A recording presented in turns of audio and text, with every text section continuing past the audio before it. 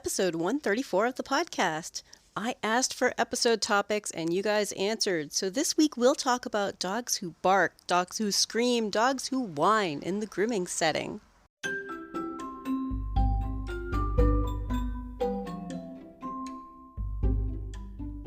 You're listening to the Creating Great Grooming Dogs podcast. I'm Chrissy Newmeyer-Smith. I'm a certified professional groomer, a certified behavior consultant for canines, a certified professional dog trainer, and the owner of Happy Critters in Nashua, New Hampshire. And this, my friends and colleagues, is the podcast where grooming and training meet. Barking, whining, screaming, and generally being noisy is such a common problem during grooming, but it's also a common problem at home. I'm really surprised that I never even thought to talk about it here, but I'm so happy that I asked you guys for topics. Always feel free to throw topics my way. I find inspiration that way. So what should we start with here? Let's start with, why is the dog being noisy? Why is the dog making noise? Because not all barking, whining, or screaming is the same. It won't be the same answer for every dog, every situation, or even every occurrence. So non-dog trainers sometimes find this frustrating. At first, just give me the answer. Oh my God, what do I do to make him stop? You're a trainer, right? So let's talk about that for a minute. As a trainer, when I hear things like, what do I do when he's barking? It's a little bit like when I'm a groomer and I hear, I just don't want him shaved. Well, what do you want him to look like? Well, I don't want him to look like a poodle. Okay, so groomers, I want you to start thinking, oh, right, that is not helpful at all when people say what they don't want. And we need to use that same mindset in training where we're thinking, okay, well, I don't want him to do this. Okay, and that gives me part of what I need to know, but I want to know, what do you want this dog to be doing? And we also need to figure out why he's doing it. So just an idea in there for you guys to be thinking about, that it's never going to be, oh, barking? Well, we just do this. I listened to a 20-minute podcast and now everything's solved.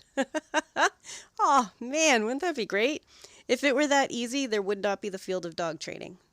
So, take a deep cleansing breath and let that wash over us for a second. Every dog's going to be different. Now, let's talk about some of the reasons and situations where dogs may be noisy. Now, one of those, the dog wants to be with the owner. That one's the dog that barks a lot being dropped off, right? They're like, hey, I thought we were going for a ride. I thought we were just going for a ride. They're barking, but it's not necessarily panic barking.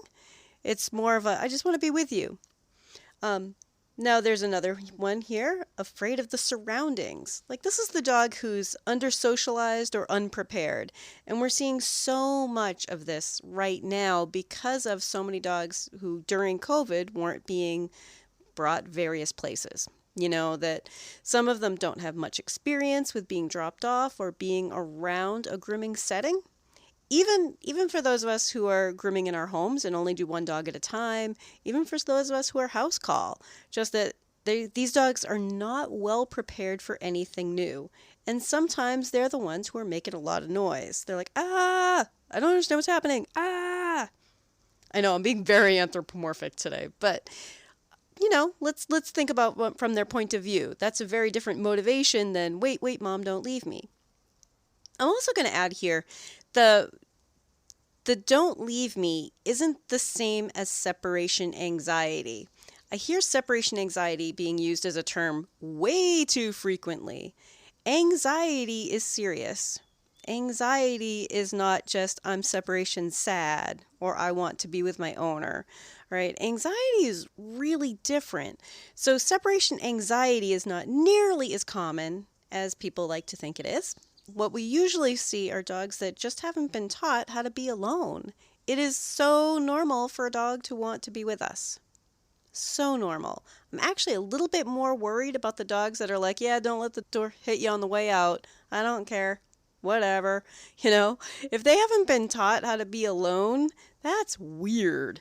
So we're seeing a lot of dogs that aren't used to being dropped off. Now that can turn into anxiety because now they're not sure what to do. And if we allow them to circle into a panic, then it can turn into anxiety. But true separation anxiety is also medical. So I need you to really think, is this dog just sad because they're being left? Is this dog just unprepared, overwhelmed?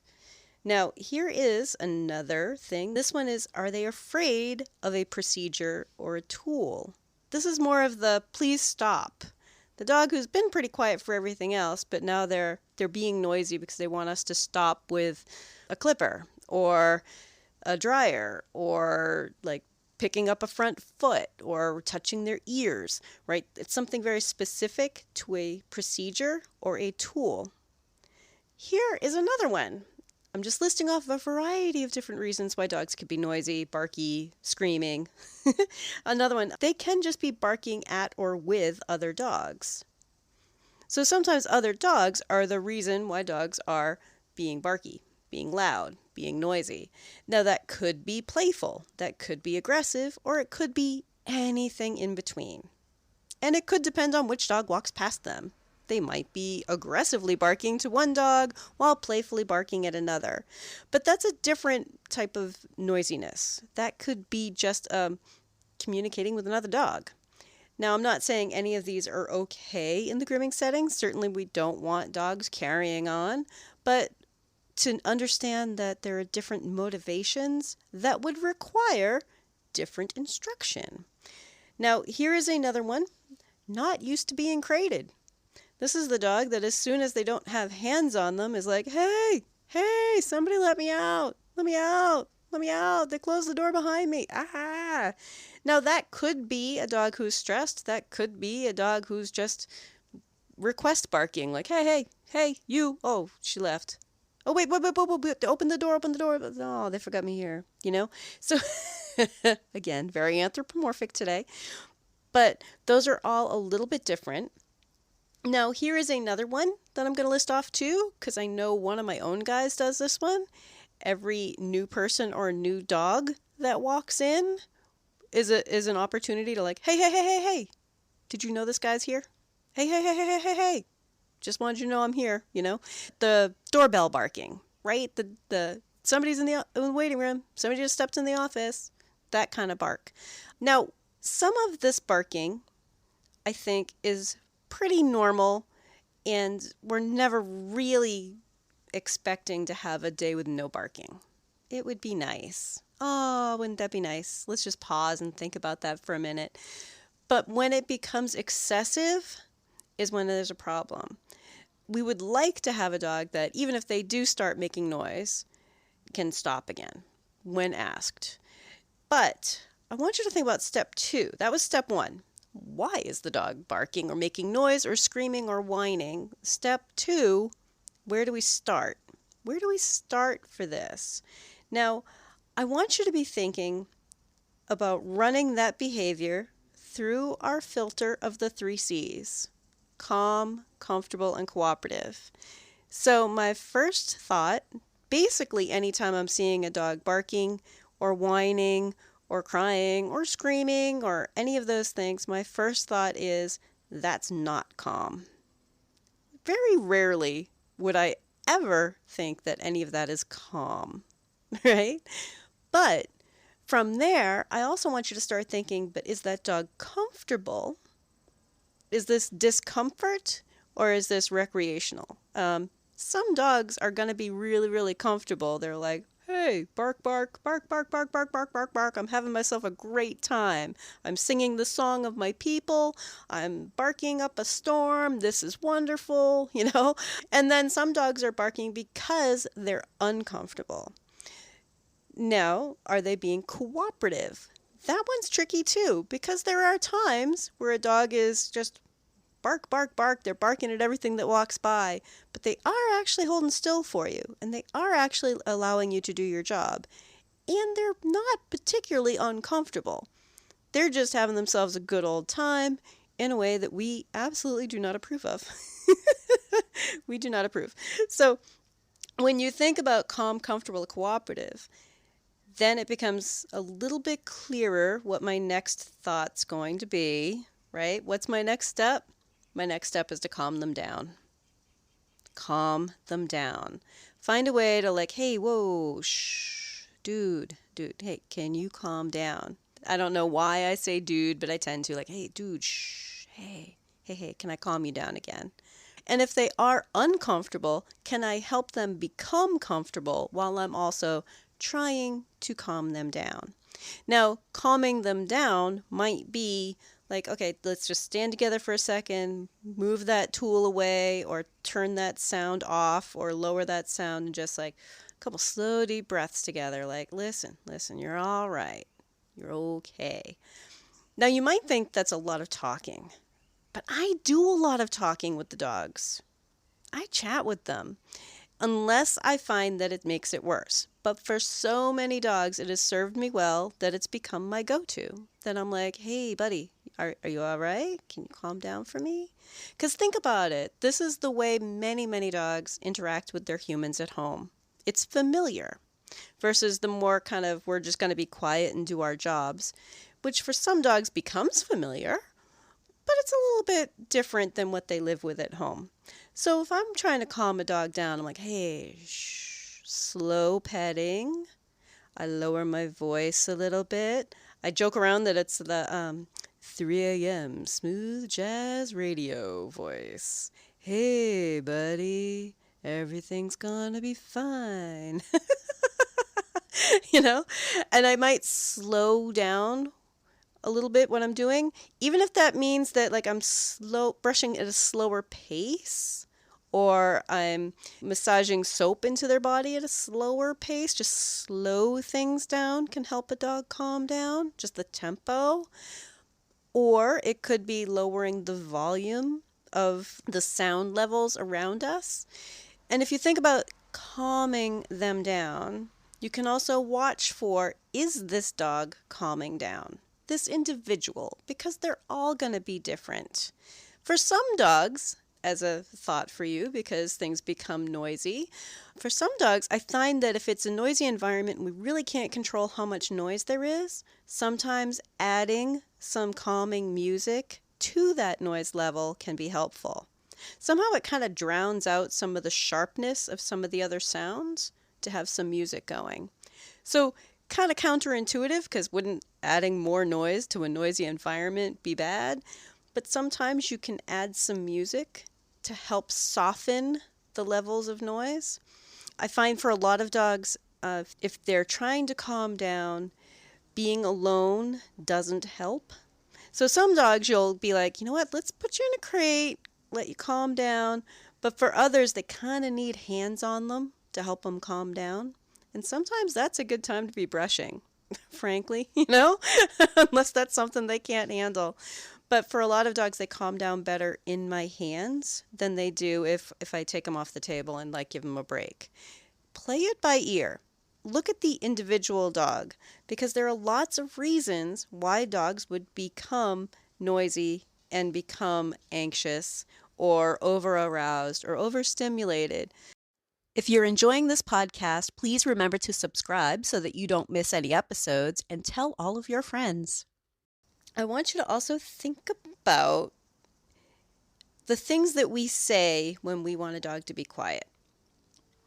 One of the things that I hear people doing a lot of is no bark, or quiet, Here's the problem with that. I think when we say things like no bark, we're assuming that the dog knows what that means. It's a reprimand. It's meant to decrease the behavior, right? Now we're getting into punishment, something that decreases the barking. And most dogs, while they might hear it at home, have not been taught to be quiet. So therefore, I know, following that rabbit trail, therefore, if it does not reduce the behavior, we're just adding angry sounds to a dog who's already frustrated and stressed. Now, what do I mean by that? So if I have a dog on the table who's, bark, bark, bark, and I'm like, no bark, no, and the dog's like, bark, bark, bark, bark, bark, bark, no, bark, bark, bark, no, right? It just keeps circling back. circling back, and you're both getting frustrated. There's a frustrated human and a frustrated dog, and neither of you know what's going on with the other one. Now, one of the ways that I can illustrate that for those of us who kind of need to get a feel for what I mean, if while you are telling a dog, no, no bark, and he's barking at you and you're telling him, no, no bark, you might feel like you're being stern, like he has to respect me. But it's not about respect. What it is we're trying to decrease a behavior, which is a punishment mindset, right? That's what punishment is. It's to decrease behavior. But if it's not working, then it's really just adding more stress. If I were to go over to you while you were doing that, and you're like, no, no bark, and the dog's like, bark, bark, bark, bark, no, no bark, and you guys are having this argument, this fight over on the other side of the room, and if I came over and said, no, don't do that, no, don't tell him no bark, you'd be thinking pretty much immediately, well, what do you want me to do? Right? Now, think about it. That would be the response, right? Well, what do you want me to do? Because I've heard this response before. Like, what am I supposed to do then? I can't just let him bark, right? But that's the exact kind of frustration that dog is going through at the same time. You're both, you as a person who's trying to say no, no bark, and the dog who's like, bark, bark, bark, which is basically the dog's equivalent of, no, don't touch me, don't do that thing. You're just getting frustrated and frustrated. I want you to be thinking, instead of relying on something like no, no bark, circle back to the 3 C's. Is this dog calm? Nope. Can I help him be calm? Is this dog comfortable? Can I help him be comfortable? Is dog cooperating with me? What can I do to help this dog cooperate with me? And because we've already explained a safety policy to our owners, we can also let go of the idea that this dog has to be perfect, because we've already explained safety to them.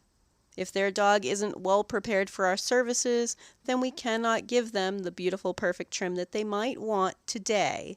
We can work on their behavior so that we might be able to do it next time. But be thinking about those words that we're saying. If a dog doesn't know what they are, it's not going to be helpful. Here is another part of that. But owners say no. They say it all the time. They tell him no bark at home. Now, as a dog trainer who goes into people's homes, and has been for a long, long time, I can tell you most people will say, oh, he barks because he's stubborn. He knows better. I tell him no, but he barks anyway. Or I tell him no bark when he barks like that, but he's stubborn. And I ask them, how did you teach him this cue of no bark? And they said, teach him?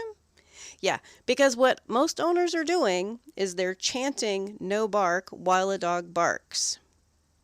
They have not taught a darn thing, and it's not because they're bad people. This isn't a judgment call.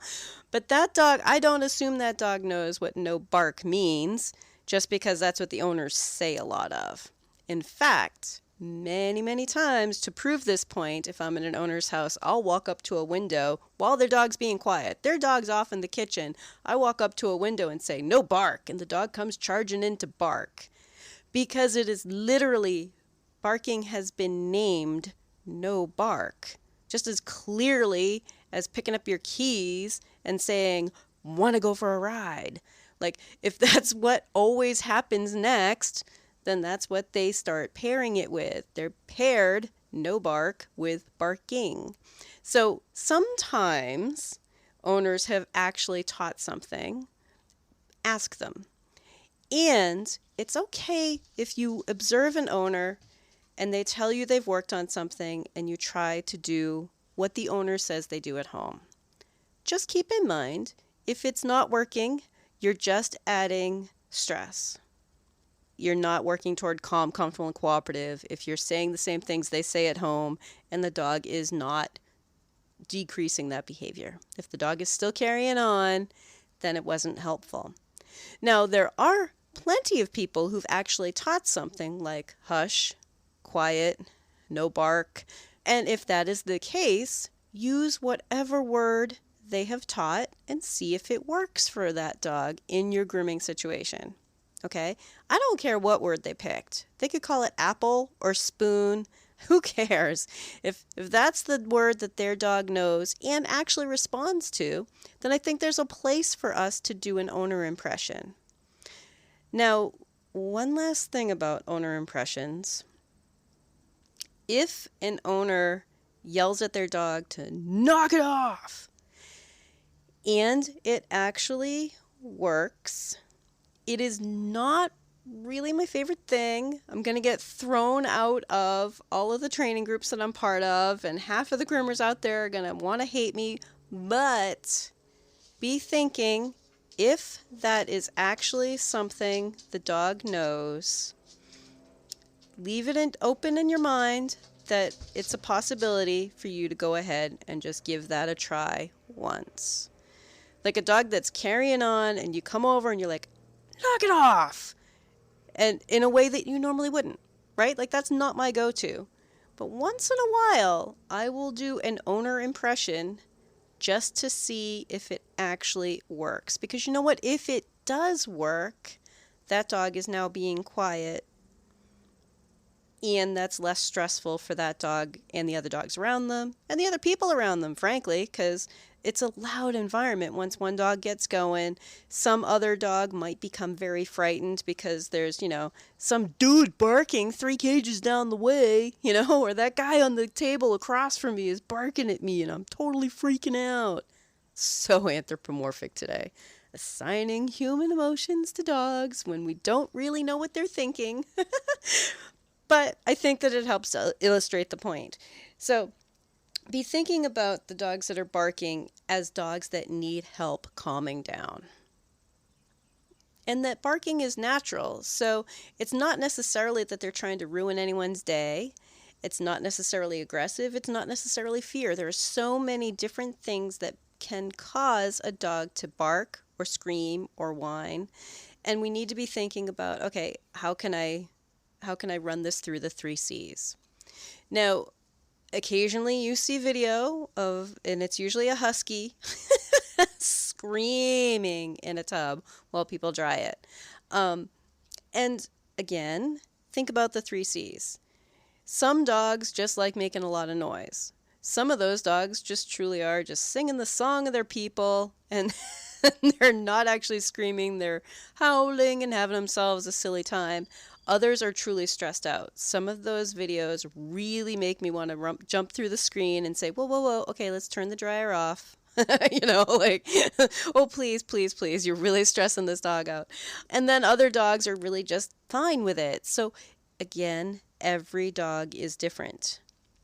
What we need to look at is the individual and if we're helping them be calm, comfortable, and cooperative. If you'd like more information, you can find me at chrissy@happycritters.net, happycrittersdogtraining.com, or you can join the Facebook group, Creating Great Grooming Dogs podcast, or the Facebook page, Creating Great Grooming Dogs. I really look forward to hearing from you. If you're ready to go beyond the podcast, and I hope you do, I've made it really easy for you. If you go to creatinggreatgroomingdogs.com and click on your next step, you'll see all of the options. There's the Scholar Lounge community, there's the Modern Grooming Professional certification, there's Master Canine Stylist and Professional Canine Stylist diploma testings, there's the Behavior Lab for coaching and private one-on-one sessions with me, and of course the Master Groomer Behavior Specialist program. So go to creatinggreatgroomingdogs.com and click on your next step.